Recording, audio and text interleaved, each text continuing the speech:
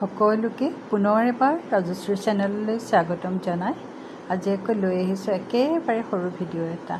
এয়া কেইদিনমান আগতে শ্বৰ্ট ভিডিঅ' এটাত মই দেখাইছিলোঁ বগা মিক্স পাট কাপোৰ এযোৰ কৰিবলৈ লৈছিলোঁ আৰু এতিয়া এই কাপোৰযোৰ পূৰাকৈ হৈ গ'ল আৰু এতিয়া মই জাপি আছোঁ কাপোৰযোৰ। আপোনালোকে হয়তো ধৰিব পাৰিছে বগা মিক্স পাট কাপোৰযোৰত মই পিচ কালাৰ দি ফুল লগাইছিলোঁ এপ্লিক আৰু লগতে তাৰ মাজত কিছুমান পাথৰ লগাইও দিছিলোঁ আৰু লগতে কাপোৰযোৰৰ ফুলটোৰ কালাৰ যিহেতু বিচাৰিছিলে পাতল ৰঙেদি কৰা পিচ কালাৰকে কৰিছিলোঁ, সেইকাৰণে কাপোৰযোৰ আৰু অলপমান উজ্জ্বল হোৱাকৈ মাজে মাজে কিছুমান অৰেঞ্জ কালাৰ সৰু ফ্লাৱাৰলেছেৰে ফুল কিছুমান লগাই পেলাই কাপোৰযোৰ অলপ বেছি উজ্জ্বল কৰি দিছিলোঁ। আৰু লগতে এয়া মই এনেকৈ সাজু কৰিছোঁ কাপোৰযোৰ, অৰ্ডাৰ কৰা কাপোৰ এযোৰ, গতিকে আপোনালোকলৈ তাকেই মই আগবঢ়ালোঁ।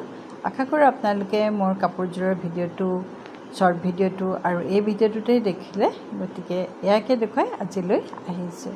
ধন্যবাদ।